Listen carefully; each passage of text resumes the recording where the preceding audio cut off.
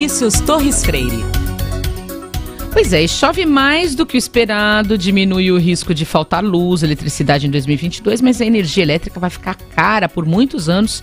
A falta e excesso de chuva em algumas regiões agrícolas no centro-sul do país e tudo mais. E este é um assunto para o nosso colunista, o Vinícius Torres Freire, que é jornalista, é colunista de economia e política da Folha de São Paulo e colunista também aqui do Nova Manhã. Tudo bem, Vinícius? Bom dia. Tudo bem, bom dia, moças, bom dia para todo mundo. Pois é, voltei com esse assunto pelo seguinte: a gente lá por junho, julho, estava falando muito do risco de racionamento de energia elétrica no Brasil, porque os reservatórios das hidrelétricas estavam baixos, porque não tinha chovido no ano passado, no ano retrasado, 2020 para 2021. Agora a chuva voltou, a gente tem visto muita chuva nas cidades, e algumas causando desgraças lá na Bahia, em Minas. E também está chovendo nas montanhas que levam água para os reservatórios. Então a gente está tendo um aumento de nível de reservatório que a gente não via. Quer dizer, a gente está vendo um nível de reservatório nessa época do ano que a gente não via desde 2016. O risco de racionamento baixou muito, racionamento de energia elétrica. É possível que a gente tenha um nível bom até o final de março. A gente não tem um nível recorde nos últimos 5, 6 anos de água. Não é lá essa maravilha, mas a gente deve escapar do racionamento. Isso quer dizer que o preço da energia vai cair? Não. Primeiro, porque a gente vai ter que tomar precaução, esperar essa chuva chegar até abril, então aquela bandeira de estresse hídrico, aquela sobretarifa, aquela preço extra da energia elétrica deve ficar pelo menos até abril. Segundo, que tem o dinheiro para se pagar da conta de energia elétrica mais cara do ano passado. A gente já não pagou, em parte. A bandeira elétrica faz com que a gente pague parte do custo extra de energia elétrica, mas não pagou todo.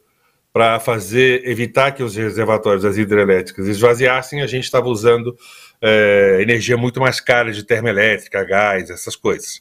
Então, essa conta não foi paga para as distribuidoras que vendem energia para a gente. Ela vai ser paga ao longo de 5 anos, então a gente vai ter reajuste de energia maior durante 5 anos, esse mais 4. E, além do mais, tem um reajuste anual.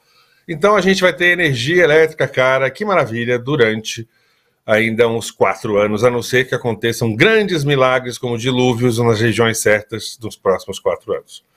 Por outro lado, tem um problema também, essa chuva está causando dano. A gente viu que está causando problema de invasão, de enchente de cidade, mas está causando problema para algumas plantações e tem lugar que não está chovendo. E tem lugar que está muito seco e muito quente.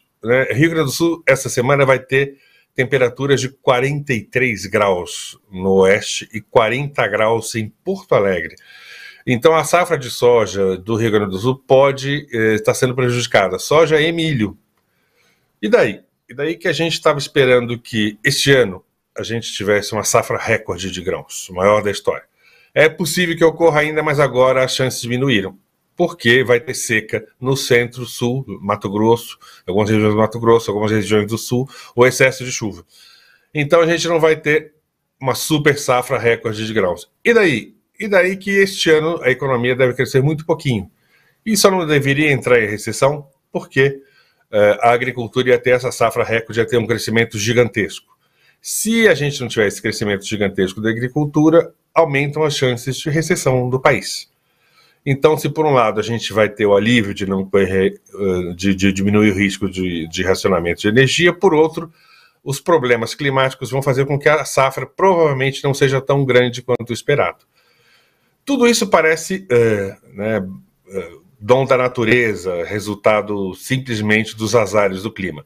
Em parte a gente sabe que tem variações climáticas razoáveis, mesmo em tempos em que a gente não tinha desastre climático cometido pela humanidade, mas a gente tem problemas, sim, de administração do nosso ambiente. A gente destrói a Amazônia, diminui as chuvas no Centro-Sul. A gente destrói o Cerrado, diminui as vazões dos rios que abastecem os maiores reservatórios de água do país e as das maiores hidrelétricas. A gente polui rio, a gente não tem água para beber ou tem que buscá-la muito longe, como São Paulo, que está buscando água cada vez mais longe, perto de Minas Gerais, a cidade de São Paulo. Então, se a gente não tiver administração do ambiente, diminuição de queimada, diminuição do assoreamento dos rios do Cerrado, destruição do ambiente, do bioma Cerrado, se a gente não parar de poluir água, se a gente não administrar direito a água, esses problemas climáticos que a gente está vendo vão piorar.